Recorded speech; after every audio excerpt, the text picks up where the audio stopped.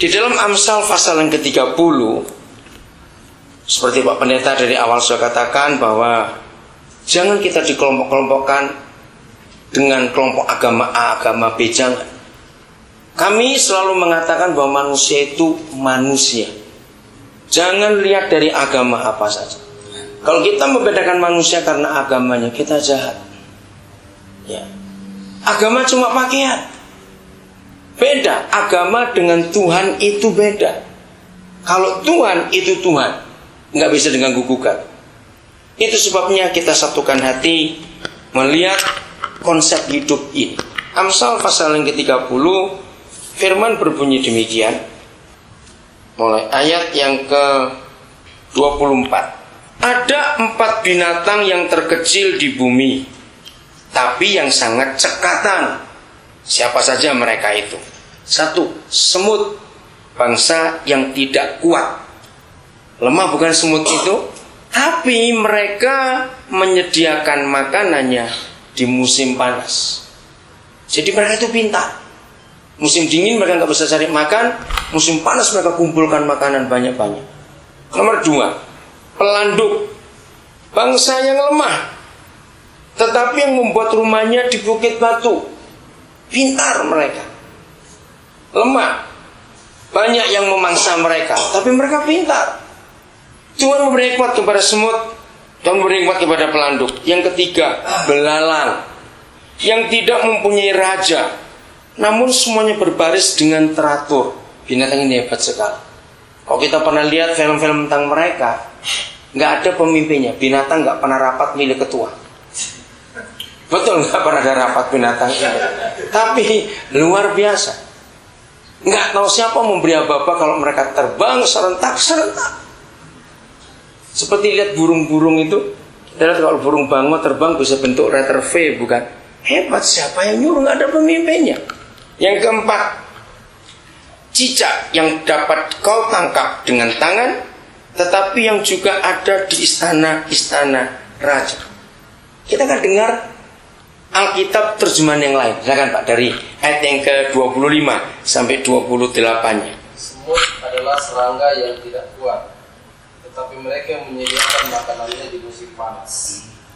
Ayat yang 6. Kelinci gunung, Kelinci gunung ya, adalah binatang yang tidak perkasa, tetapi mereka membuat rumahnya di bukit batu.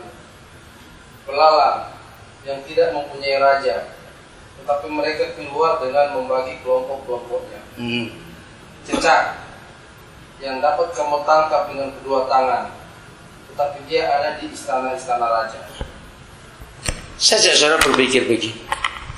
Secara logika, sebetulnya manusia atau binatang yang perlu pemimpin? Cepat jawab, logika ya. Saya nggak berkata fakta. Secara logika, manusia atau binatang yang perlu pemimpin? Siap. Ayo, betul, Anda jawab manusia. Boleh, tidak apa-apa, jangan takut salah. Lebih baik berani daripada diam.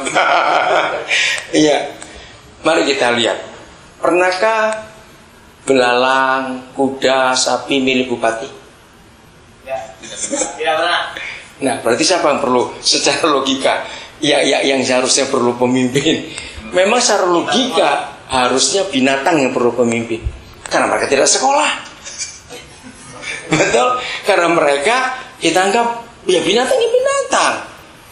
Tapi secara fakta, saudara, justru mereka itu nggak perlu pemimpin. Kita yang perlu pemimpin. Siapa baru mikir hari ini tentang hal ini? Aneh bukan? Ternyata kita yang perlu pemimpin, bukan binatang. Mereka itu tahu aturannya sendiri. Binatang itu jauh lebih nurut kepada Tuhan daripada manusia.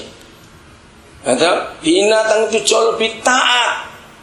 Nah, maka itu kenapa kitab Amsal ini menuliskan firman ini? Mereka nggak perlu pemimpin, padahal mereka binatang. Justru kita yang perlu pemimpin. Maka itu kalau hidup kita tidak ada yang ngatur, maka kita ini jadi kacau balau. Tuhan mengangkat pemimpin-pemimpin dan kita tahu itu. Di perusahaan ada pemimpin. Dari pemimpin dibagi-bagi lagi, pemimpin-pemimpin departemen atau kelompok atau bagian. Itu sebabnya binatang nggak ada yang merasa sok pinter. Kita seringkali merasa sok pinter. Betul tidak? Maka itu sesama mereka nggak ada yang iri hati. Kita nggak pernah ketemu binatang iri hati. Betul? Tapi kita seringkali iri hati. Itu sebabnya kita perlu taat pada pemimpin kita, supaya ada keteraturan dalam hidup ini. Anak-anak kita, kalau kita belajar Alkitab ini mengajarkan hal-hal yang luar biasa untuk anak-anak juga.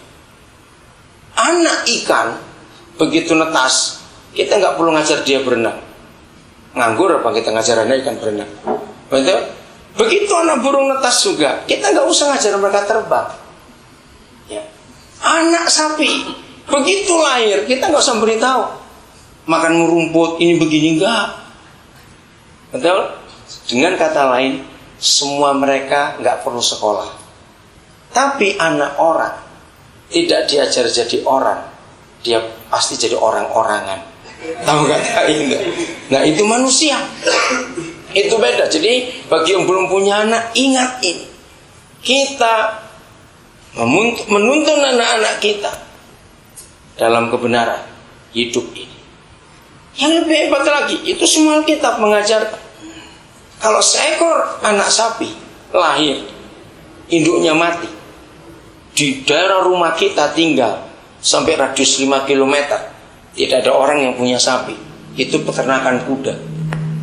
Jadi sejak sapi ini lahir sampai dia dewasa, dia nggak pernah ketemu sapi lain, dia kumpul kuda. Misalnya dari 4.000 ekor kuda, itu dari peternakan kuda semua.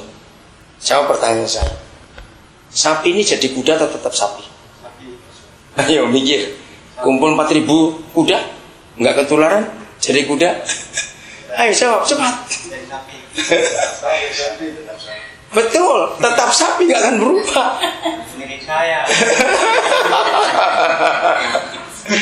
Binatang apapun juga, kumpulkan binatang yang lain, mereka nggak akan ketularan. Coba kalau saya pakai pertanyaan ini, satu anak pendeta kumpulkan 5 maling, jadi apa dia? Nah itu manusia. Itu manusia. Jadi manusia itu sangat tergantung siapa dan apa lingkungannya. Bagi yang kerja di mebel, tiap hari pasti gerak dengan busa bukan spon itu. Nah itulah contohnya. Maka itu dalam kitab 1 Korintus 15 ayat 33, firman berbunyi demikian, janganlah kamu sesat. 1 Korintus 15 ayat 33 Pak. Ini kita lihat juga terjemahan yang lain. Janganlah kamu sesat, sebab pergaulan yang buruk merusak kebiasaan yang baik. Nah binatang tidak pernah kena kepada firman ini. Karena binatang dikumpulkan binatang apa saja, dia tetap binatang itu dan tidak ketularan karakternya. Tapi kalau manusia tidak. Dari keluarga baik-baik, dari opa-omanya baik, dari kakek neneknya itu orang baik, sampai ayah ibunya orang baik, lahir anak-anak yang baik. Begitu sekolah di tempat yang salah, aneh akan jadi baik atau jadi rusak seperti lingkungan. Itu manusia. Nah, sudah ketemu Pak? Busa contohnya. Kalau kita potong busa yang bagus bersih, ya nggak kotor, warna juga menarik sekali. Waktu kita letakkan di meja, kan kita tidak tahu kalau di situ baru ada air kopi yang tumpah. Begitu kita taruh, busa ini nyerap atau tidak? Nyerap. Busa itu nggak pernah bisa milih apa yang harus dia serap. Pokoknya ada benda cair dia pasti serap. Nah seperti itu manusia. Bagaimana Pak? Terjemahan yang baru Korintus 15 ayat 33. Janganlah tersesat, pergaulan yang buruk merusak kebiasaan yang baik. Ya. Itu manusia. Binatang nggak pernah tertular. Seekor anak itik netas kumpulkan ribuan ayam, nggak akan jadi ayam peta bebek deh. Betul nggak? Nggak akan terpengaruh sama sekali. Makanannya pun nggak terpengaruh. Tapi kalau kita terpengaruh, asrama kami di Timika, minggu yang lalu kami di sana, ada perubahan. Tahun pertama, anak-anak itu karena dari pedalaman kami turunkan.